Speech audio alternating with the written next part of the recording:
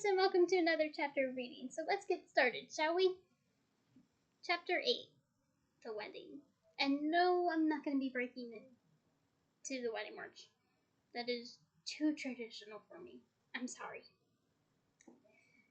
3 o'clock on the following afternoon found Harry, Fred, and George standing outside the great white marquee in the orchard awaiting the arrival of the wedding guests. Harry had taken a large dose of Polyjuice potion and was now the double of a red-headed Muggle boy from the local village, Audrey St. Catchpole, from whom Fred had stolen Harry's using the summoning charm. The plan was to introduce Harry as cousin Barney, and trust to the great number of Weasley relatives to camouflage him. All 4 of them were clutching seating plans so that they could help show people to the right seats. So they were ushers, essentially. A host of white-robed waiters had arrived an hour earlier, along with the golden-jacketed band, and all of these wizards were currently sitting a short distance away under a tree. Harry could see a blue haze of pipe smoke issuing from the spot. Behind Harry, the entrance to the marquee revealed rows and rows of fragile golden chairs set on either side of a long purple carpet. The supporting poles were entwined with white and red gold flowers, and Fred and George had fastened an enormous bunch of golden balloons over the exact point where Bill and Fleur would shortly become husband and wife. Oh, that sounds so pretty. Outside, butterflies and bees were hovering lazily over the grass and hedgerow. Harry was rather uncomfortable. The Muggle boy whose appearance he was affecting was slightly rounder than him, and his dress robes felt hot and tight in the full glare of a summer's day. Yeah, that probably would be a little uncomfortable. When I get married, said Fred, tugging at the collar of his own robes, I won't be bothering with any of this nonsense. You all can wear what you like, and I'll put a full body bind on Curse on Mum until it's all over. Aww, that knowing what happens to him later in the book makes this so sad.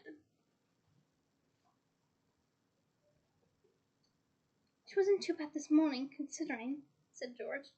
Cried a bit about Percy not being here, but who was him? Oh, blimey, brace yourselves. Here they come, look. Brightly colored figures were appearing one by one out of nowhere at the distant boundary of the arch. Within minutes, a procession had formed, which began to snake its way up through the garden toward the marquee.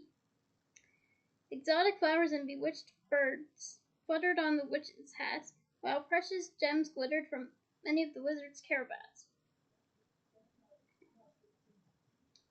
A hum of excited chatter grew louder and louder, drowning the sound of the bees as the crowd approached the tent. Excellent, I think I see a few Vega cousins, said George, craning his neck for a better look. They'll need help understanding our discussions. I'll look after them. Not so fast, Your Holiness, said Fred, and darting past the gaggle of middle-aged witches heading the procession, he said, Here, permit us more to assist him to a pair of pretty French girls, who giggled and allowed him to escort them inside. I think what Fred is trying to say is, permit me to assist you. Which, whether correct or incorrect, I'm leaning towards correct. But, yes. What Fred is basically saying, by saying, permit us more to assist you, is, permit me to assist you. Anyway, George was left to deal with the middle-aged witches, and Ron took charge of Mr. Weasley's old ministry colleague Perkins, while a rather deaf old couple fell to Harry's lot.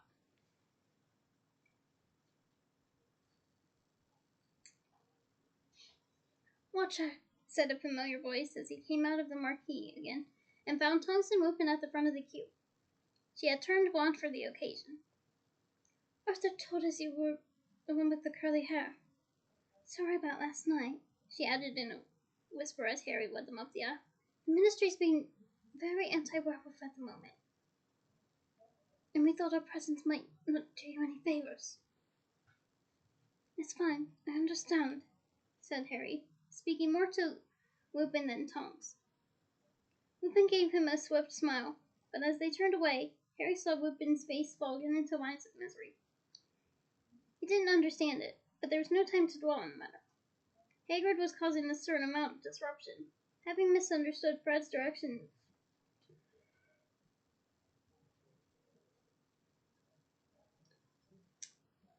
he had sat himself not upon the magically enlarged and reinforced seat set aside for him in the back row, but on 5 seats that now resembled a large pile of golden matchsticks. Oh, Hagrid, we love you anyway.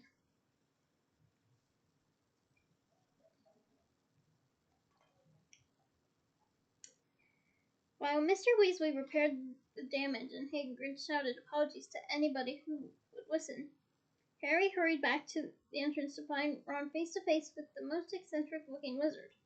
Slightly cross-eyed, with shoulder-length white hair and the texture of candy floss, he wore a cap whose tassel dangled in front of his nose, and robes of an eye-watering shade of egg yolk yellow. I think I like the film's mustard gold-like color a little better than this, because I'm a little concerned about that egg yolk yellow.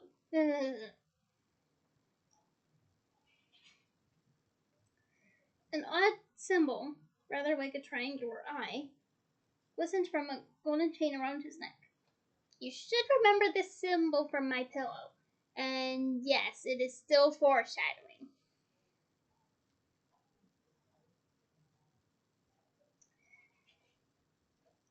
Xenophilius Snufgood, he said, extending a hand to Harry. My daughter and I live just over the hill. So kind of the good Weasleys to invite us. But I think you know my Luna? He added to Ron. Yes, said Ron. Isn't she with you? She lingered in that charming little garden to say hello to the gnomes. Such a glorious infestation.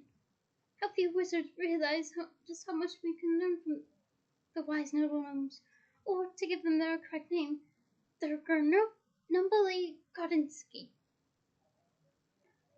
Ours do know a lot of excellent swear words, said Ron, but I think Fred and George taught them those. I would not put it by Fred and George. He led a party of warlocks into the marquee as Luna rushed up. Hello, Harry, she said. My name's Bonnie, said Harry, well mixed.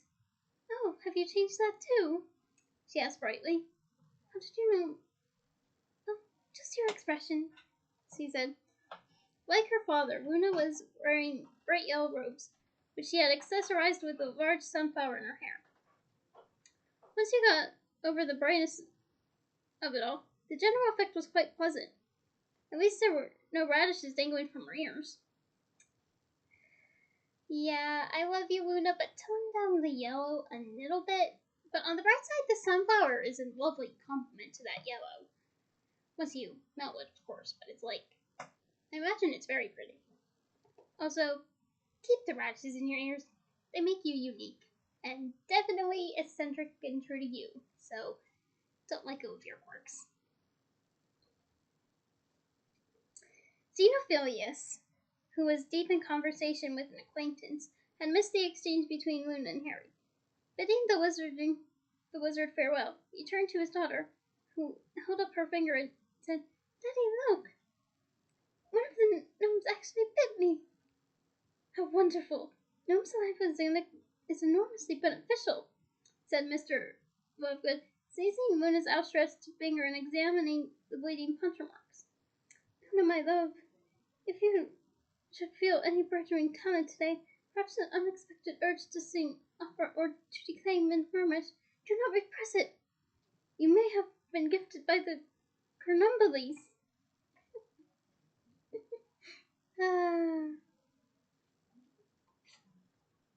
That's endearing. I am laughing because it's so endearing. I kind of wish a certain idiot was like Xenophilius, but nope, he was the opposite. So, yeah. But anyway, Ron, passing them in the opposite direction, let out a loud snort. Ron can laugh, said Luna serenely as Harry led her and Xenophilius toward their seats.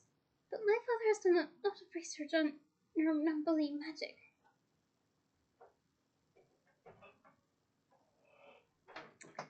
Really? Said Harry, who had long decided not to challenge Luna or her father's peculiar views. Are you sure you don't want to put anything on that plate, though?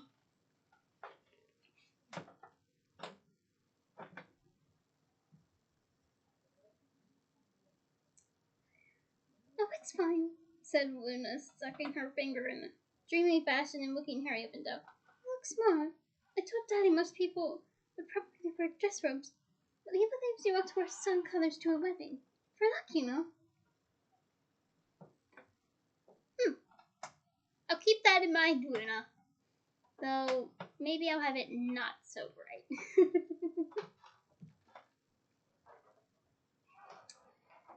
As she drifted off after her father, Ron reappeared with an elderly witch clutching its arm. Her beaky nose, red-rimmed eyes, and feathery pink hat gave her the look of a bad-tempered flamingo. And you were much too long, Ron. For a moment I thought you were Ginevra. I'm in spirit, but a Xenophilius, stop good rabbit. Looks like an omelet. And who are you? She barked at Harry. Oh yeah, Auntie Muriel, this is our cousin, Bonnie. Another Weasley. You breed like gnomes. With Harry Potter here, I was hoping to meet him. I thought he was a friend of yours, Ronald. Or have you merely been ghosting? No, he couldn't come.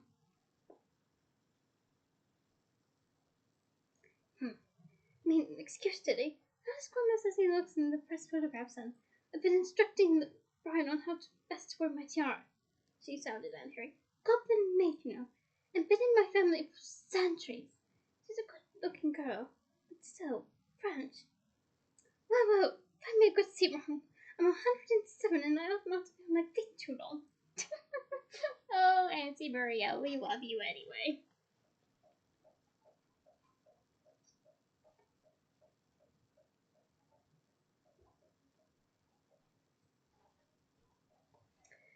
Ron gave Harry a meaningful look as he passed and did not reappear for some time.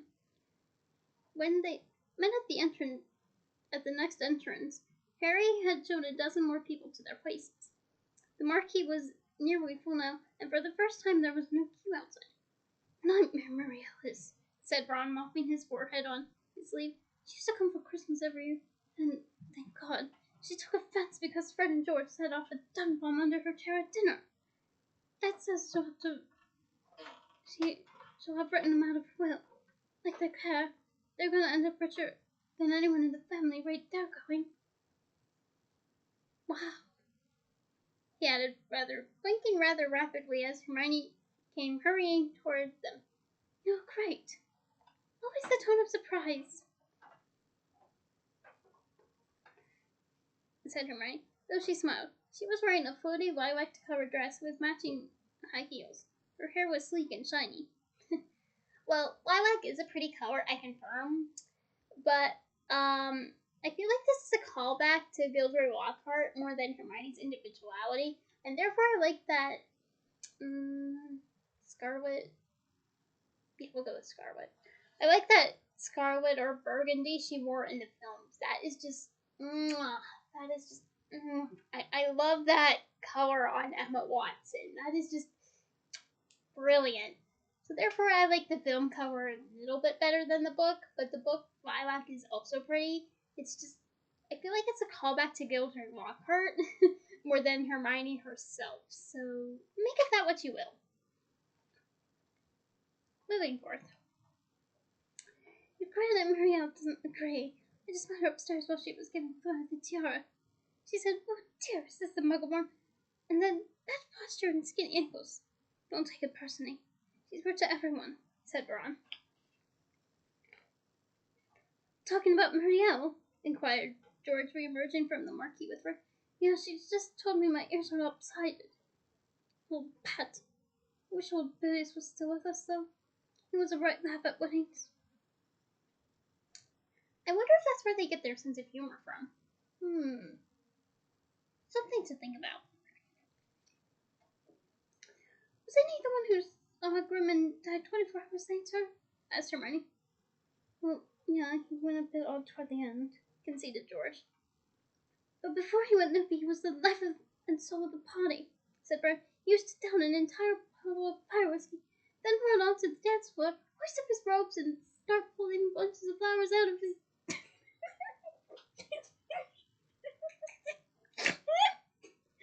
Okay, yep, Fred and George get their humor from him.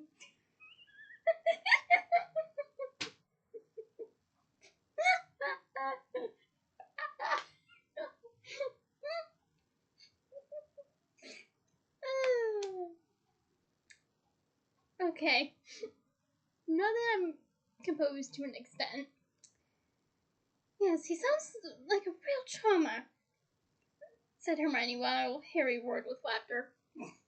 I mean, I don't blame Harry. As you heard, I burst out laughing too. Never married for some reason, said Ron. You amaze me, said Hermione. They were all laughing so much that none of them noticed the latecomer, a dark-haired young man with a large curved nose and thick black eyebrows, until he held out his invitation to Ron and said, with his eyes on Hermione, You look wonderful. Victor! She shrieked and dropped her small beaded bag, which made a wild thump quite disproportionate to its size. As she scrambled, blushing, to pick it up, she said, I didn't know you were... Goodness, it's lovely to see. How are you? Ron's ears had turned bright red again. After glancing at Crumb's invitation, as if he did not believe a word of it, he said much too loudly, How come you here? Fleur invited me, said Crumb, eyebrows raised.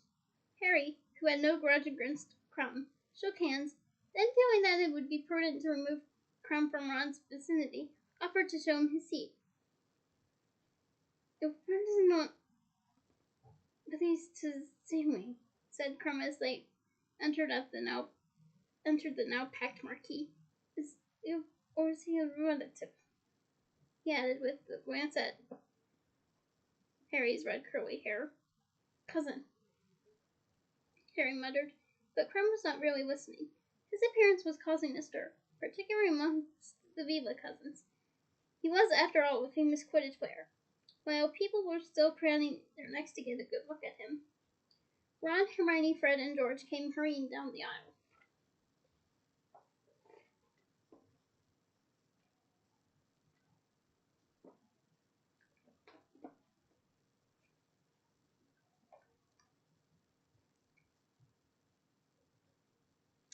Time to sit down, Fred told Harry, or we're going to get run over by the bride. Oh, that's a new one. Wizards got run over by a...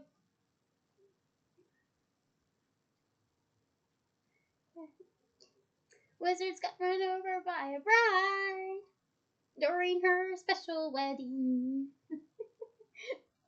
I can figure out the rest later, but yeah, that'd be an interesting parody of Grandma got run over by a reindeer. Pardon me, but Christmas is 2 weeks away, so it's fitting, I guess. Moving on. Harry, Ron, and Hermione took their seats in the second row behind Fred and George. Hermione looked rather pink, and Ron's ears were still scarlet. After a few moments, he muttered to Harry, Did you say he's grown a stupid little beard? Harry gave a non-committal grunt. A sense of jittery anticipation had filled the warm tent, the general murmuring broken by occasional spurts of excited laughter. Mr. and Mrs. Weasley strolled up the aisle, smiling and waving at relatives. Mrs. Weasley was wearing a brand new set of amethyst-colored robes with a matching hat. Ooh, I can confirm my birthstone color is very, very, very pretty.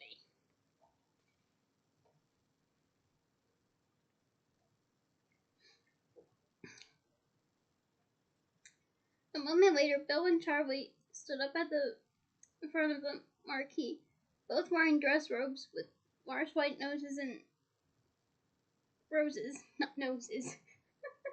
Wow, that changed it, didn't it? Large white roses in their buttonholes.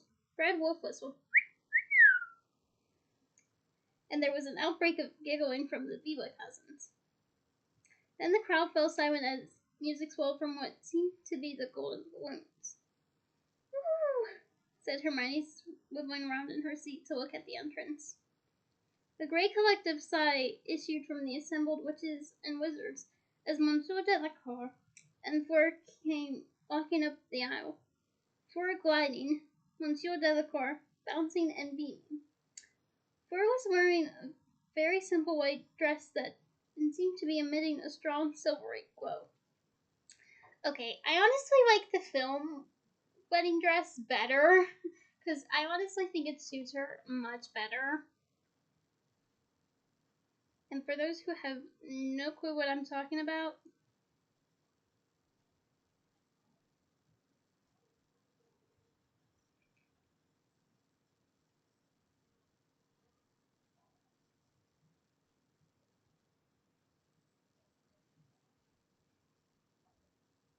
this is what I'm talking about, and I love it a lot better than having it be pure white. Like, it's just breathtaking. But moving on. While her radiance usually dimmed everyone else by comparison, today it beautified everybody it fell upon. Ginny and Gabrielle, both wearing golden dresses. Okay, Ginny, I can see her pointed off, but it's like, I remember having a dress similar to the one she wore in the films, and I always associated that as, like, perfect for Ginny, because it matches really well.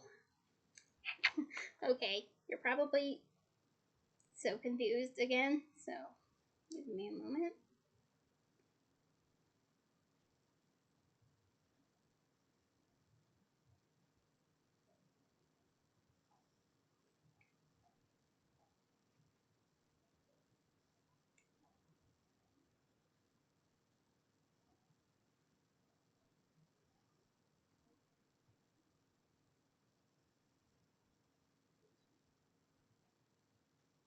Like, this here, I love on her.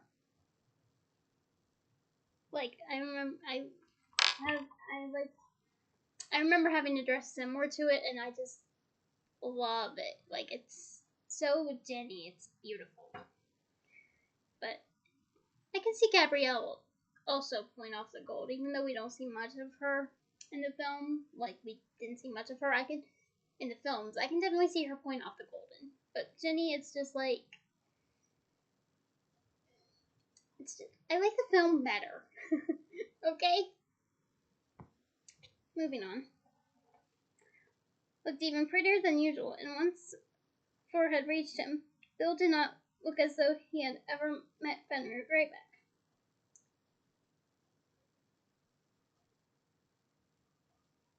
"Ladies and gentlemen," said a slightly sing-song voice, and with a slight shock, Harry saw the same small, tufty-haired wizard who had presided at Dumbledore's funeral, now standing in front of Bill and Fleur. "We are gathered here today to celebrate the union of two faithful souls." "Yes, my tiara sets off the whole thing nicely," said Auntie Muriel in a rather caring whisper. "I must say, Jennifer's dress is far too low-cut."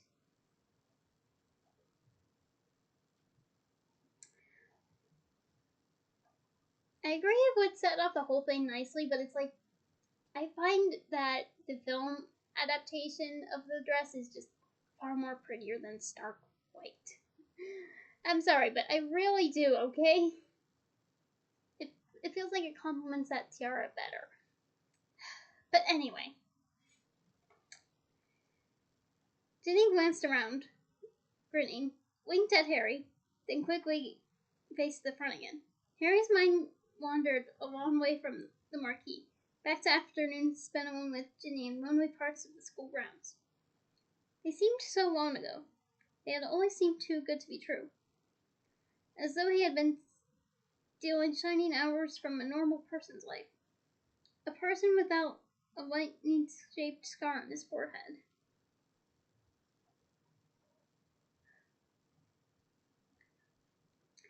"Do you William Arthur, take Fleur Isabel. In the front row, Mrs. Weasley and Madame Delacour were both sobbing quietly into scraps of lace.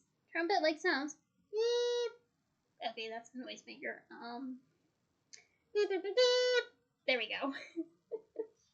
Close enough, I guess. From the back of the marquee told everyone that Hagrid had taken out one of his own tablecloth-sized handkerchiefs. Hermione turned and beamed at Harry. Her eyes, too, were full of tears. Then I declare you bonded for life. The tufty-haired wizard waved his wand high over the heads of Bill and Fleur, and a shower of silver stars fell upon them, spiraling around their now entwined figures. As Fred and George led a round of applause, the golden balloons overhead burst. Birds of paradise and tiny golden bells flew and floated out of them, adding their songs and chimes to the din. Ladies and gentlemen, called the tufty-haired wizard, if you would please stand up.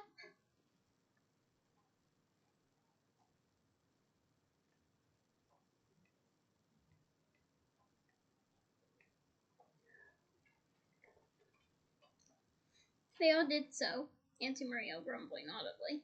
He waved his wand again. The seats on which they had been sitting rose gracefully into the air as the canvas walls of the marquee vanished, so that they stood beneath a canopy supported by golden poles, with a glorious view of the sunlit orchard and surrounding countryside.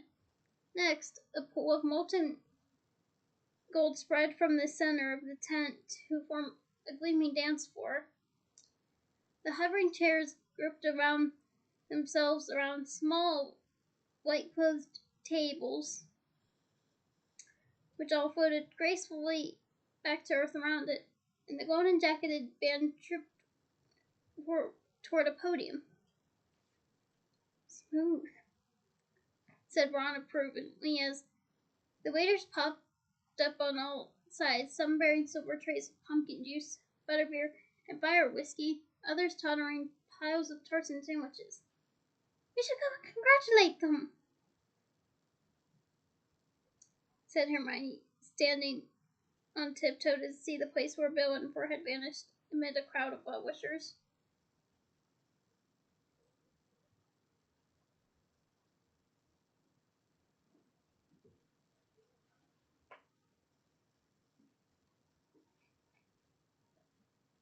We'll have time later, shrugged Ron, snatching 3 butterbeers from a passing tray and handing one to Harry.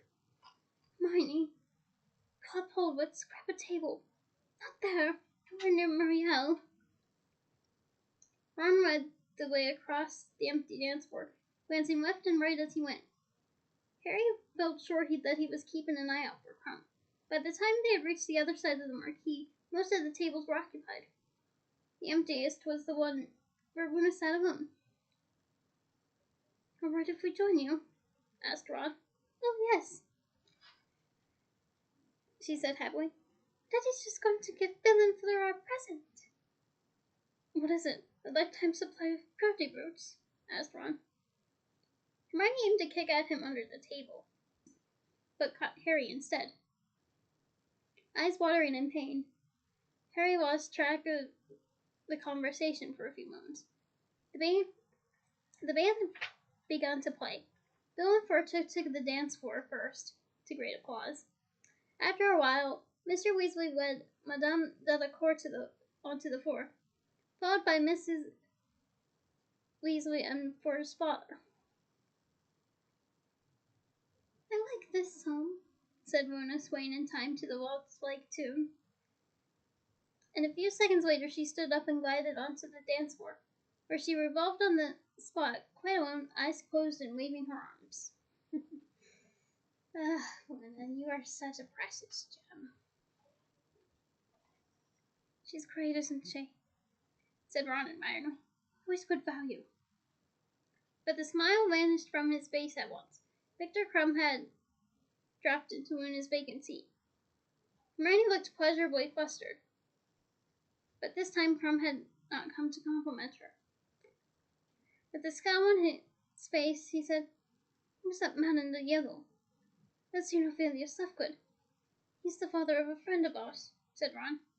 His pugnacious tone indicated that they were not about to laugh at Xenophilius, despite the clear proclamation. "Come and dance," he added abruptly to Hermione. She looked taken aback, but pleased too, and got up. They vanished together into the growing congregation on the dance floor. "Well, Hermione, you did tell him to ask you not as a last resort in Goblet of Fire, so I'm not sure what you expect." "Ah, they are together now?"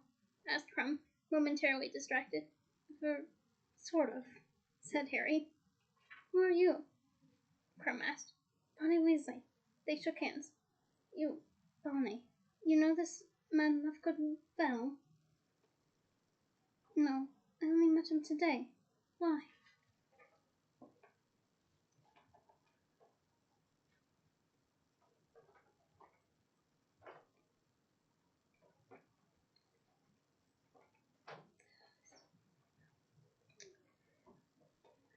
Crumb glowered over the top of his drink, watching Xenophilius, who was chatting to several warlocks on the other side of the dance floor.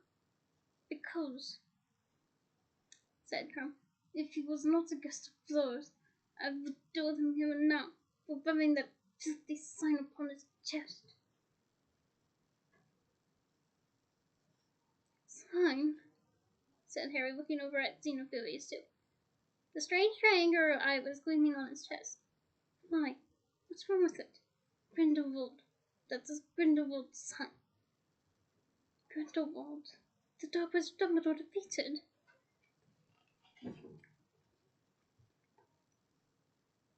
"Exactly." Crumb's jaw muscles worked as if he were chewing. Then said, "Grindelwald killed many people, like grandfather, for instance. Of course, he was never powerful in this country. They said he feared Dumbledore, and rightly, seeing as how he was finished. But this," he pointed a finger at Xenophilius, "this was his symbol. I recognized it at once. Grindelwald carved it into a ball demonstrating that he was a pupil there. Some idiots copied it onto the books and clothes, thinking to shock, make themselves impressive, until those of us who had lost family members to Grindelwald taught them better."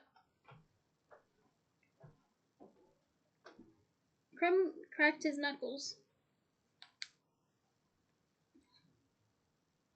menacingly and glowered at Xenophilius. Harry felt perplexed. It seemed incredibly unlikely that Luna's father was a supporter of the dark arts, and nobody else in the tent seemed to have recognized the triangular room-like shape. "Are you quite sure it's Grindelwald's?" "I am not mistaken," said Crumb coldly. "I've walked past that sign for several years. I know it well." "Well, there's a chance," said Harry, "that Xenophilius doesn't actually know what the symbol means.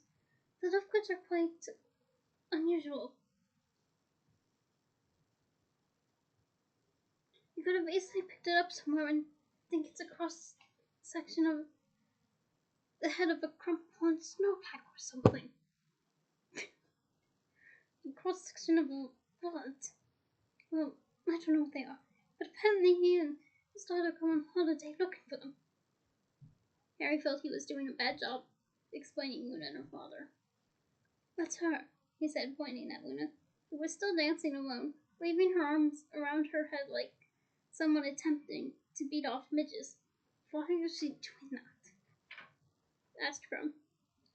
"Probably trying to get rid of a Roxburgh," said Harry, who recognized the symptoms. Crumb did not seem to know whether or not Harry was making fun of him. He drew his wand from inside his robes and tapped it menacingly on his thigh. Sparks flew out of the end. "Dragovich," said Harry loudly. and Crumb started, but Harry was too excited to care. The memory had come back to him at the sight of Crumb's wand. Ollivander taking it and examining carefully before the Triwizard Tournament. "What about him?" asked Crumb suspiciously. "He's a wand maker." "I know that," said Crumb. "He made your wand. That's why I thought... Quidditch?" Crumb was looking more and more suspicious.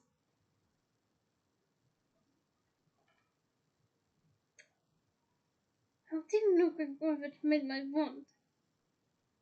I read it somewhere, I think," said Harry. "In the fan magazine," he improvised wildly, and Crumb looked mollified. "I don't realize I ever discussed my wand with fans," he said.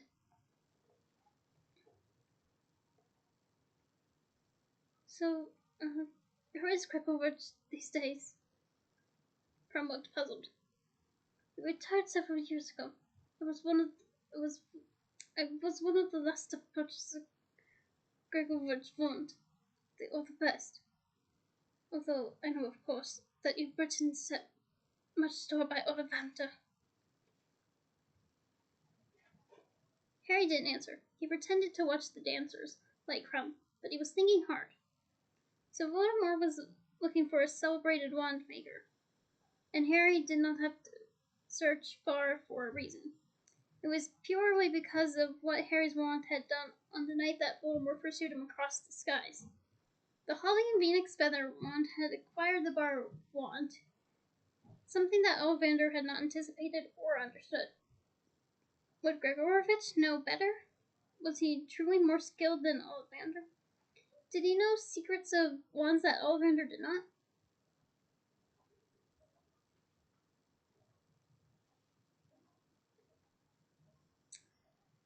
"This girl is very nice looking," Crumb said, recalling Harry to his surroundings. Crumb was pointing at Ginny, who had just joined Luna. "She is also a relative of yours?" "Yeah," said Harry, suddenly irritated. "And she's signing someone. Dread's type. Big bloke. You wouldn't want to cross him." Crumb grunted. "What?" he said, draining his goblet and getting to his feet again. "Is the point of being an international Quidditch player if all the good-looking girls are taken?" "Aw, don't worry, Victor. You'll find your love eventually. In Bulgaria, no less." And he strode off, leaving Harry to take a sandwich from a passing waiter and make his way around the edge of the crowded dance floor.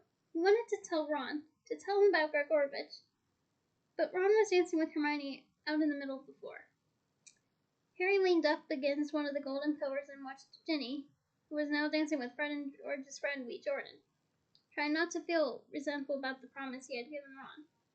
He had never been to a wedding before, so he could not judge how wizarding celebrations differ from Muggle ones, though he was pretty sure that the latter would not involve a wedding cake topped with 2 model phoenixes that took flight when the cake was cut, or bottles of champagne that floated unsupported through the crowd. Yeah, no, I can confirm that, Harry. Muggle weddings don't have that. Though it would be cool if they did. As evening drew in and moths began to swoop under the canopy, now lit with floating golden lanterns, the revelry became more and more uncontained. Fred and George had long since disappeared into the darkness with a pair of Fleur's cousins. Charlie, Hagrid, and a squat wizard in a purple pork pie hat were singing Odo the Hero in a corner.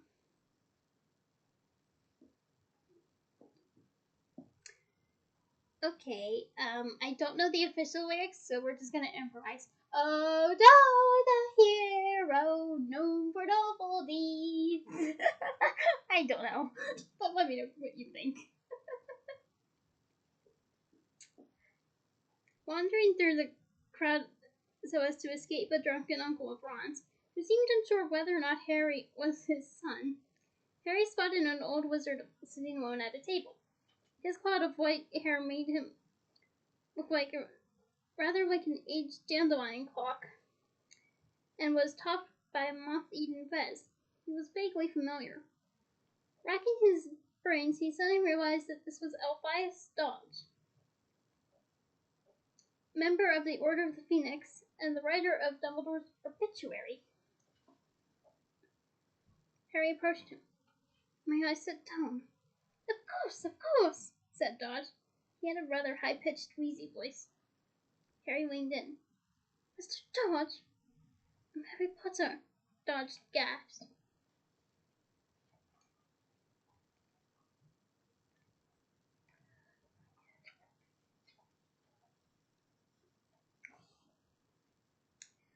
"My dear boy, Arthur told me you were here disguised. I'm so glad, so honored."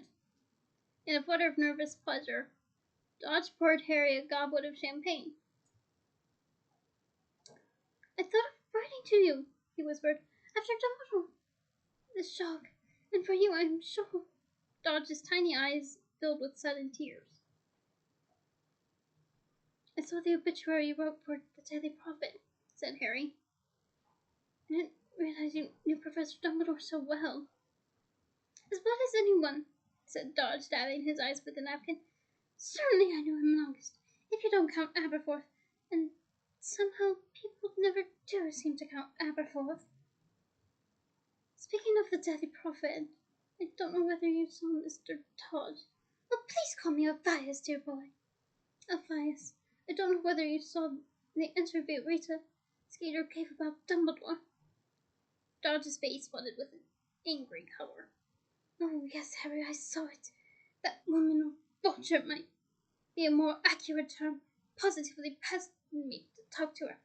I am ashamed to say that I became rather rude, called her an interfering trout, which resulted, as you may have seen, in aspersions cast upon my sanity."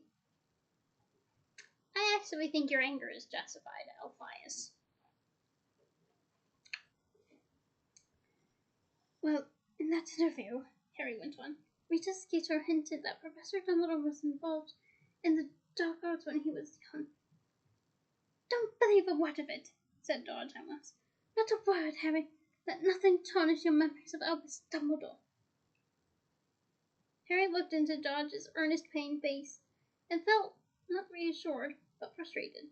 Did Dodge really think it was that easy? That Harry could simply choose not to believe? Didn't Dodge understand Harry's need to be sure, to know everything? Perhaps Dodge suspected Harry's feelings, for he looked concerned as he hurried on. "Harry, Rita Skeeter is a dreadful—"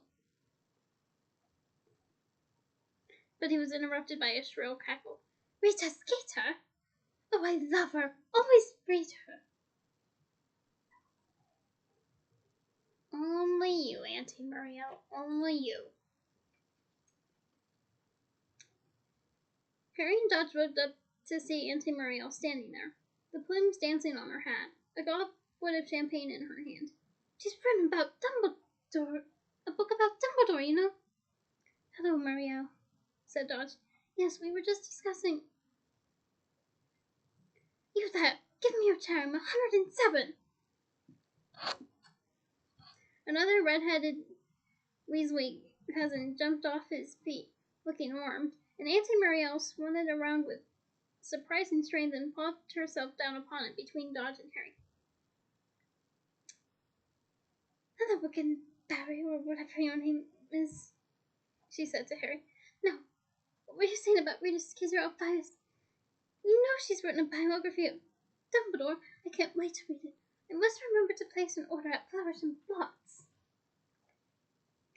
Dodge looked stiff and solemn at this, but Auntie Muriel drained her goblet and clicked her bony fingers at a passing waiter for a replacement. She took another large gulp of champagne, belched, and then said, "There's no need to look like a pair of stuffed frogs.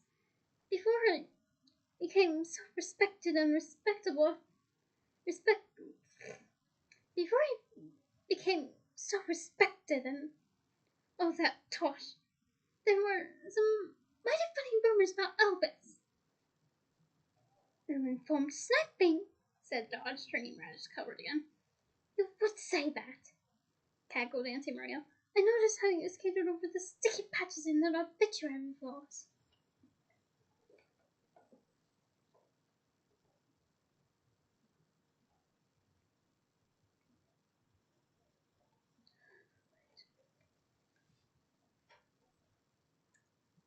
I'm sorry you think so, said Dodge more coldly still. I assure you I was writing from the heart. And you were, Elphias. You very much were. Oh, we all know you worship Dumbledore. I dare say you still think he was insane even if it does turn out that he did away with his squib sister. Muriel! Exclaimed Dodge. The chill that had nothing to do with the iced champagne was stealing through Harry's chest. What do you mean? He asked Muriel. Who said his sister was a squib? I thought she was ill. Thought wrong then, didn't you, Barry? Said Auntie Muriel, looking delighted at the effect she had produced. Anyway, how could you expect to know anything about it? It all happened years and years before you were even thought of, my dear. And the truth is that those of us who were alive then never knew what really happened. That's why I can't wait to find out what Skeeter's unearthed. Dumbledore kept that sister of his quiet for a long time.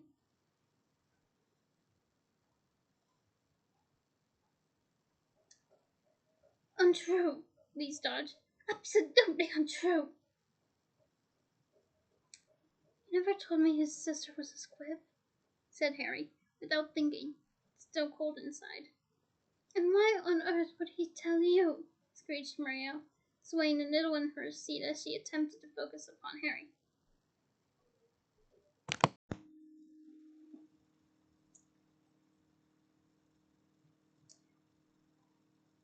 The reason Elvis never spoke about everyone, began Elphias in a voice stiff with emotion, is, I should have thought, quite clear. He was so devastated by her death. Why did nobody ever see her, Elphias? Squawked Muriel. Why did half of us who never even know she existed until they carried the coffin out of the house and held a funeral for her? Where was St. Albans while Ariana was locked in the cellar? Of being brilliant at Hogwarts, and never mind what was going on in his own house.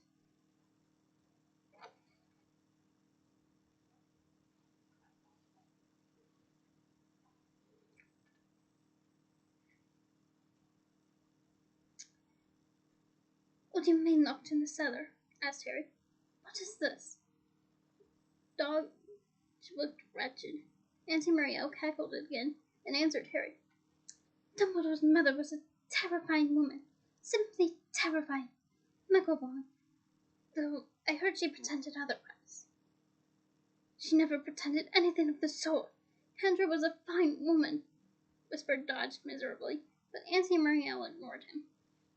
Proud and very domineering, the sort of witch who would have been mortified to produce a squib.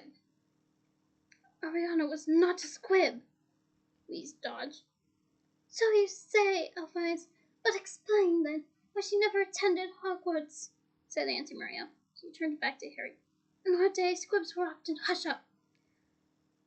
Though, to take it to the extreme of actually imprisoning a little girl in the house and pretending she didn't exist. I tell you that's not what happened, said Dodge, but Auntie Muriel steamrolled on, still addressing Harry. Squibs were usually shipped off to Muggle schools and encouraged to integrate into the Muggle community, much kinder than trying to find them a place in the Wizarding World, where they must always be second class. But naturally, Kendra Dumbledore wouldn't have dreamed of letting her daughter go to a Muggle school. Ariana was delicate, said Dodge desperately. Her health was always too poor to permit her to leave the house, cackled Muriel. And yet she was never taken to St. Mungo's, and no healer was ever summoned to see her.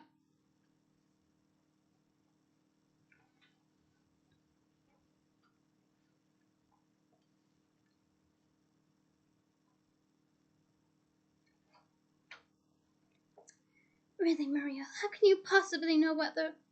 For your information, Elphias, my cousin Lancelot was a healer at St. Mungo's at the time, and he told my family in strictest confidence that Ariana had never been seen there. Oh, the most suspicious, Lancelot thought.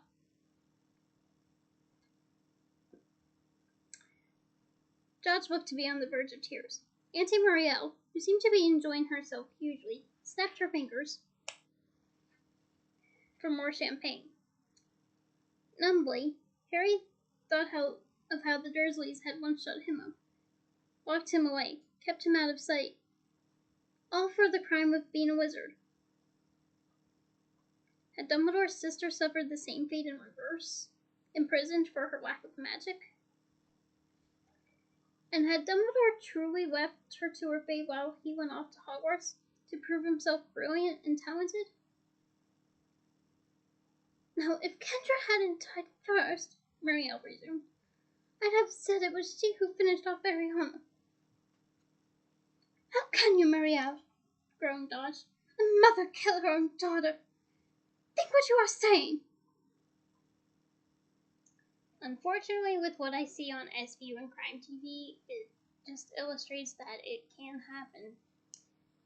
And that is a very sad circumstance to be in my opinion. Like, you should never, ever, ever do that to a child. You should always love them, treat them like humans, not droids. You should be there for them, not do all of this. It just really hurts. But yeah, give your child love, humanity, not being treated like droids. Because if you treat your children like droids, they will learn to resent you. You need to give them love. Instill humane values in them. Teach them empathy. Teach them kindness. Don't treat them like droids. Moving on. If the mother in question was capable of prisoning her daughter for years on end, why not? Shrugged Auntie Muriel. But as I say, it doesn't fit. Because Kendra died before Ariana. Of what nobody seemed ever sure.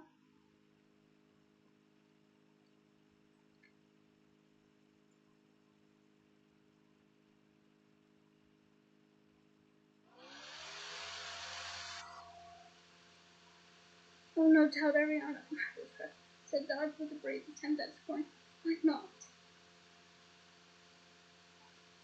Yes, Ariana might have made a desperate bid for freedom and killed Kendra in the struggle, said Auntie Muriel thoughtfully. Shake your head on you like Elphias. You were at Ariana's funeral, were you not? Yes, I was, said Dodge, though trembling lips. And a more desperately sad occasion I cannot remember. Albus was heartbroken. His heart wasn't the only thing. Oh, wrong voice. His heart wasn't the only thing. Didn't I before break Albus? No, it was halfway through the service. If Dodge had looked horrified before this, it was nothing to how he looked now. Muriel might have stabbed him. She cackled wildly and took another swig of champagne, which dripped down her chin. How do you... croaked Dodge. My mother was friendly with old Bathilda Bagshot, said Auntie Muriel happily. Bathilda described the whole thing to Mother while I was listening at the door.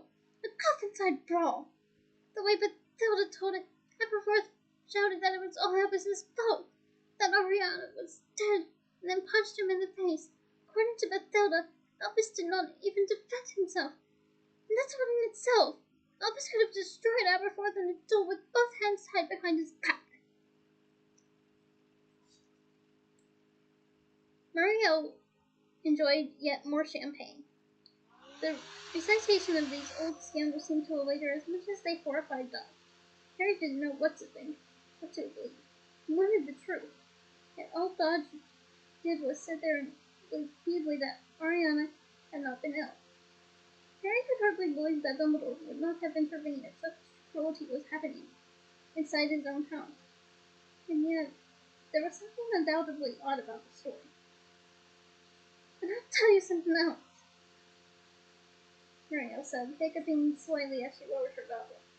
I think Matilda has spilled the beans to Rita's Skeeter. Oh, there's hints in Skeeter's interview and about important source close to Dumbledore's. Goodness knows she was there all through the Ariana business, and it would fit. Matilda would never talk to Rita Skeeter, whispered Dodge.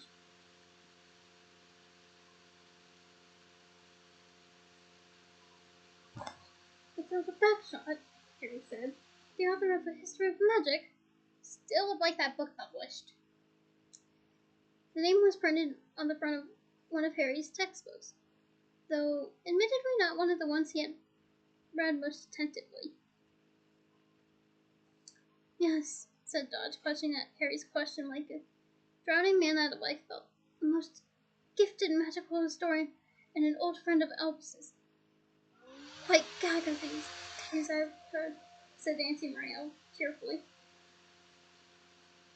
If that is so, it is more dishonorable for Skeeter to have taken advantage of her, said Dodge, and no reliance can be placed on anything Matilda may have said. Oh, there are ways of bringing back memories, and I'm sure Rita Skeeter knows them all, said Auntie Muriel. But even if Matilda's completely crooked, I'm sure she'd still have old photographs, maybe even letters. She knew the Dumbledores for years. Well worth the trips to Godric's Hollow, I thought. Harry, who had been taking a sip of his butterbeer, choked. Dodge strained him on the back as Harry coughed, looking at Auntie Muriel through streaming eyes. Once he had control of his voice again, he asked, Matilda Bagshot lives in Godric's Hollow? Oh yes, she's been there forever. The Dumbledores moved there after Percival was in prison, and she was their neighbor. Dumbledore's lived in Godric's Hollow? Yes, Mary, that's what I just said Auntie Muriel testily. Harry felt drained, empty. Never once, in 6 years, had Dumbledore told Harry that they both had lived and lost loved ones in Godric's Hollow. Why? Were Willie and James buried close to Dumbledore's mother and sister? Had Dumbledore visited their graves, perhaps walked past Willie and James to do so? And he had never once told Harry, never bothered to say. And why was it so important? Harry could not explain even to himself. Yet he felt it had been tantamount to a lie to not tell him that they had this place and these experiences in common. He stared ahead of him, barely noticing what was going on around him, and didn't realize that Hermione had appeared out of the crowd until she drew up a chair beside him. I simply can't dance anymore, she panted, slipping off one of her shoes and rubbing the sole of her foot. That's why I'm looking to find my ears. It's a bit odd. I've just seen Victor storming away from me and his father. Looks like they've been arguing. She dropped her voice, staring at him. Harry, are you okay?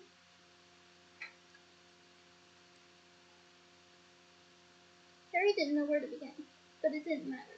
At that moment, something large and silver came falling through the canopy over the dance floor. Graceful and gleaming, the wings landed lightly in the middle of the astonished dancers. Heads turned, as those near it rose absurdly in mid-dance. Then the Patronus's mouth opened wide and spoke in the loud, deep, slow voice of P.J. Shackley. The ministry was holy. Scrimgeour is dead. They are coming. And that is the end of this chapter. Join me next week for Chapter 9, A Place to Hide. Until then, bye!